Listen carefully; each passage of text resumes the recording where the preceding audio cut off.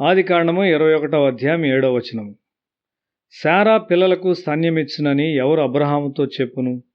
నేను అతని ముసలితనమందు కుమారుని కంటిని గదా అనెను. ఇది విశ్వాసం యొక్క విజయము. కేవలము ఒక వ్యక్తి యొక్క విశ్వాసము కాదు, అది ఇద్దరూ కలిసిన విజయం. అబ్రహాం మరియు శారాల యొక్క విశ్వాసము ద్వారా విజయం ఇది. విశ్వాస విషయంలో భార్యాభర్తల మధ్య సఖ్యత కలిగి ఉండుట సులభమైన విషయం కాదు. ఎక్కడో వారు వేరుగా ఉంటారు. భార్య తన ప్రజలను, నగలను, దుస్తులను ప్రేమించవచ్చు, లేక వారిలో ఒకరు దేవుని మార్గం నుండి వేరైపోవచ్చు. ఒకనాడు అబ్రహాము శారా మధ్య ఆ విధమైన సఖ్యత లేదు. అయితే ఇప్పుడు వారు విశ్వాసములో ఏకత్వమును సంపాదించారు. మీలో ఇద్దరు ఏక మనసుతో ప్రార్థించినట్లయితే దానికి జవాబు ఇవ్వబడును అని 2000 సంవత్సరాల తర్వాత యేసు బోధించాడు. మనము పాత నిబంధన చదువుచుండగా నూతన నిబంధన సత్యాలు క్రిందటి కాలముల్లోని దేవుని పిల్లల ద్వారా అనుభవించబడుట లేక ఆచరణలో ఉండుట చూస్తాము. శారా అబ్రహాము స్థాయికి లేచినట్లుగా కనిపిస్తున్నది. సాధారణంగా స్త్రీలు వంటగదిలో వంటల్లో ముమ్మరంగా ఉంటారు. వంటగది పని మరియు అవసరతలను వారు ఎరిగి ఉంటారు. ఇంటిలో ఆత్మీయంగా ఏమి కొరతగానున్నదో వారికి తెలియకపోవచ్చు.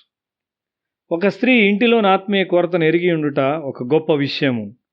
శారా స్వంత గుడారము, సొంత విషయాలు మరియు 300 నుండి 400 మంది సేవకులు గల ఒక ధనవంతురాలు. ఆమె ప్రతిదాన్ని ఆజ్ఞాపించగలదు.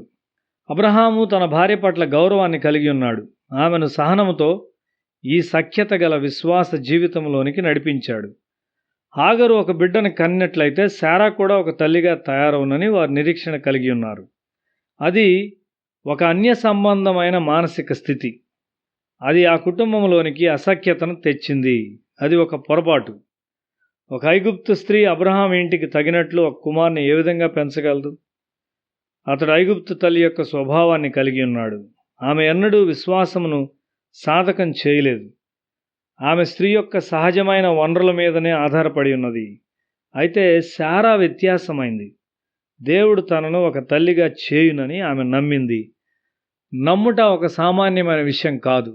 తరువాత తన గర్భంలోని తన కుమారుడు ఆమె విశ్వాసమును పంచుకుంటాడు. విశ్వాసము గల తల్లి యొక్క భావోద్రేకములను ఇనుమడింపజేసుకొనిన ఒక కుమారుడుని ఆమె కన్నది. నీవు ఒక హిందూ స్త్రీని వివాహమాడితే ఒక క్రైస్తవ గృహమును ఆమె కట్టునని నీవు ఉద్దేశించలేవు. క్రీస్తు కొరకు ఒక గృహమును ఆమె కట్టునట్లు నీవు ఆశించలేవు కూడా. ఆమె పిల్లలు ఇష్మాయేలు ఆత్మను కలిగి ఉంటారు.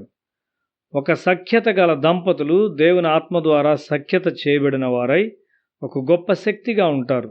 అలాంటి గృహము లోకమునకు దీవెన తెచ్చును.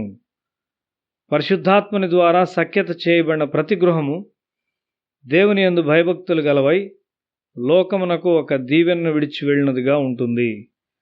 విశ్వాసమున్న ఇంటిలో వివాహ సంబంధాన్ని కోరినప్పుడు అది దేవునికి ప్రీతికరంగా ఉంటుంది. అయితే ప్రమాదకరమైనది కూడా అది ఉండగలదు.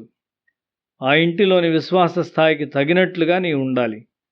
ఆ ఇంటిలో అందము లేక భూసంబంధమైన సదుపాయముల వైపు చూడకూడదు.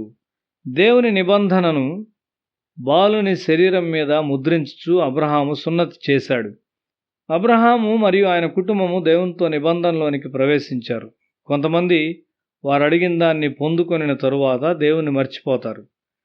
అబ్రహాము కృతజ్ఞత పెరుగుచుండేదిగా ఉన్నది.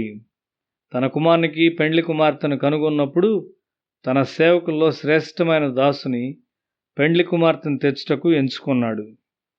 ఎలియాజరు ఒక దైవజనుడు. అతడు అబ్రహామునకున్న విశ్వాసం వలె విశ్వాసము గల మనిషి. అటువంటి విశ్వాసము గల ప్రజలు చాలామంది అబ్రహాం ఇంట్లో ఉన్నారు. విశ్వాసం ఒకరి నుండి మరి ఒకరికి వ్యాపించున్నది. దేవుని పిల్లల సమూహంలో నివసించున్నప్పుడు నీవు వారి విశ్వాసమును నీ జీవితంలో ప్రార్థన ద్వారా పొందుకుంటావు. ఈ సహవాసము ఒక మనిషి యొక్క పని కాదు. ఈ సహవాసమును కట్టుటకు మనం అందరమును మన విశ్వాసమును సమకూర్చుకుంటున్నాము. ఒకనాడు కిల్పాక్లోని 7 హార్లిస్ రోడ్లో నా యొద్దకు ఒక దంపతులు వచ్చి వారికి పిల్లలేరని చెప్పారు. వారు క్రైస్తవులు కారు, కానీ వారు కూటములకు హాజరవుతున్నారు. ప్రార్థన తరువాత వారు ఒక కుమార్ని పొందారు. దాంతో కూటములకు వచ్చటం మానివేశారు. కోరుకొనినది తాము సంపాదించుకున్నామని వారు తలంచారు. సహవాసంలోని ఒక సహోదరు నుండి నాకు ఒక ఉత్తరం వచ్చింది. ఆమె తల్లిదండ్రులు వారి కుమారుని దేవునికి ఇస్తామని వాగ్దానం చేశారు. అయితే ఇప్పుడు అతడు తన జీవనోపాధిని సంపాదించుకొని బోధించవచ్చు అని చెప్తున్నారు. వారి ప్రమాణంలో వారు వెనుకకు వెళ్ళారు. ఆ అబ్బాయి మద్రాసులో పిచ్చివాడయ్యాడు. అటువంటి పరిస్థితుల్లో ఎలాంటి బాధాకరమైన విషయమైనా జరగవచ్చును. అయితే అబ్రహాము అలాంటి వాడు కాదు. అబ్రహాము తన కుమారుని దేవునిచ్చుటకు ఇష్టముగా ఉన్నాడు. అబ్రహాము ఇంకా విశ్వాసములో వృద్ధి చెందుతూ ఉన్నాడు. మన విజయము ఆగిపోకూడదు, కానీ ఎదుగుతూనే ఉండాలి.